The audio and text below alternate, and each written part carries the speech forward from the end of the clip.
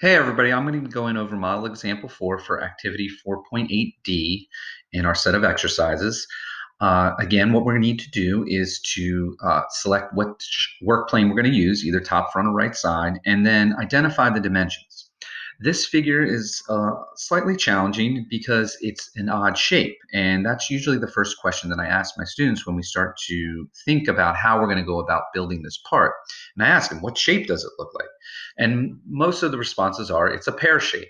Unfortunately, Onshape doesn't have a pear tool, so we have to be a little more creative and think about what tools we do have in Onshape that would help us to build this part. So if we look a little more closely at the figure, and we notice that the top here is rounded, right? And it's rounded like an arc. Same thing on the bottom. So in Onshape, there is an arc tool that we could use to help us build this. We could use a center point arc. But for my purposes, what I like to do is I actually like to draw it with circles. Okay, and this is just my opinion. If you want to use arc, it's more than fine to do that, but I'm going to use circles. Now, the issues with drawing with the circles is, notice that they give the dimension for the arc in a radius value. This capital R means radius, and they want us to draw it with a radius of 1/2 an inch.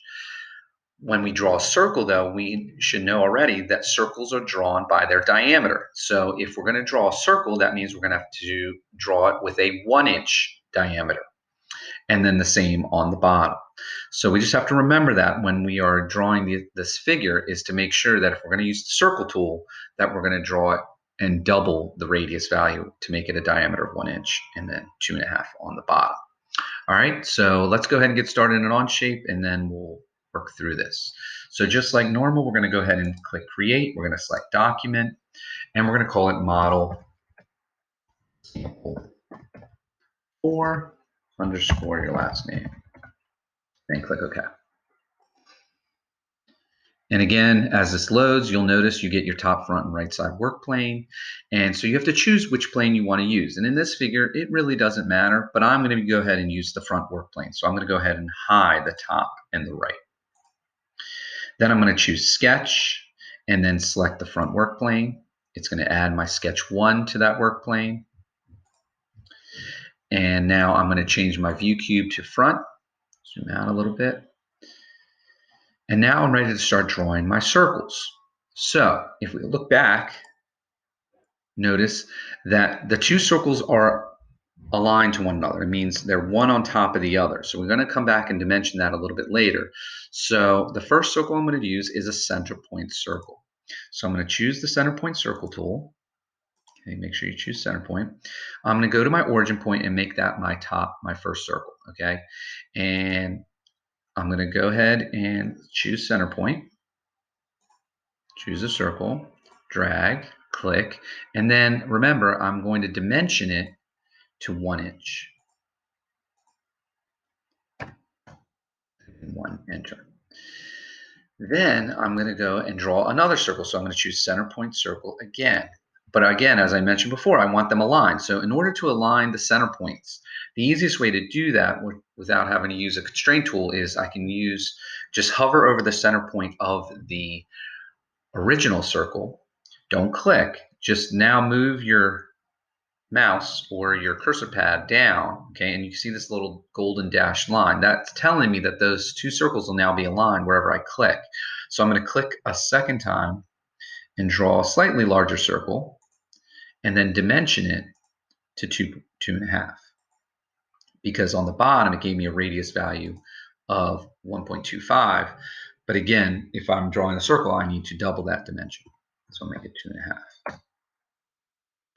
Now, looking back at our dimension tool, we'll notice that the two circles are aligned, and there's a distance in between them of 1.75. So I need to keep my dimension tool selected. I'm going to click the center point of the top circle, the center point of the bottom circle, drag to the left, and make it 1.75. Enter. Now, if the two circles look like they're touching, that's perfectly fine. And it kind of looks like a snowman at this point.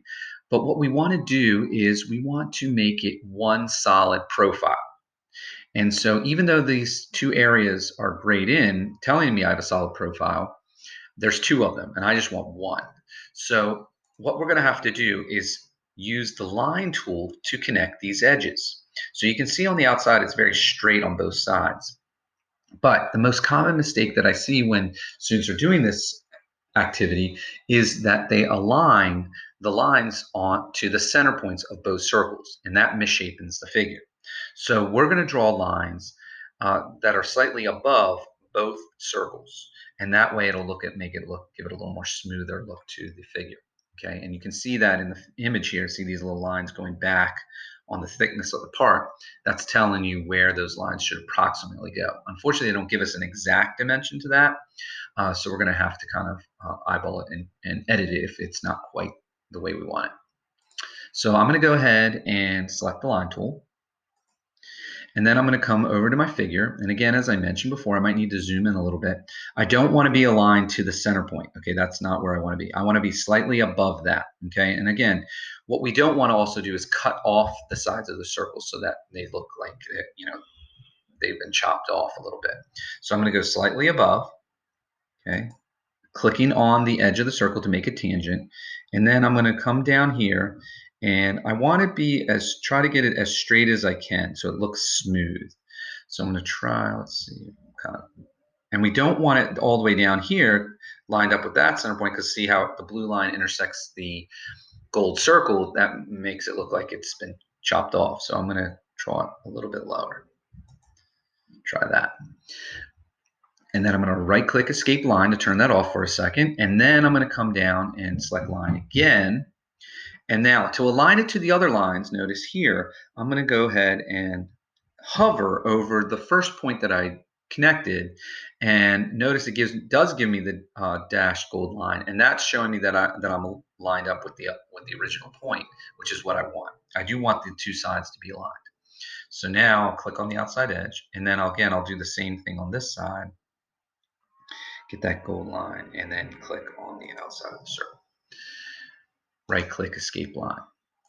Okay, now notice I have the lines and it's kind of grayed in the whole entire area, but I want to get rid of the inner parts of my circles that I originally drew.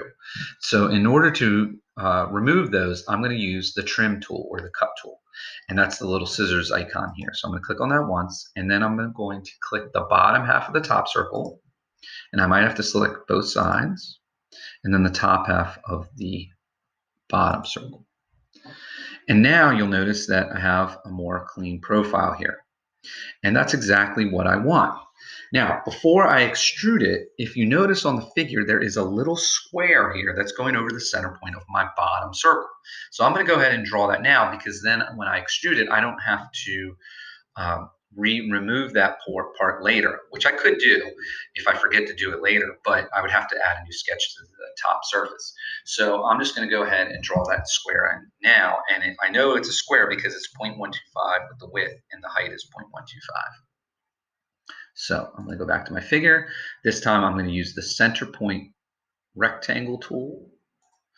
I'm going to zoom in just a little bit and click on my center point on the bottom, and then drag a rectangle out.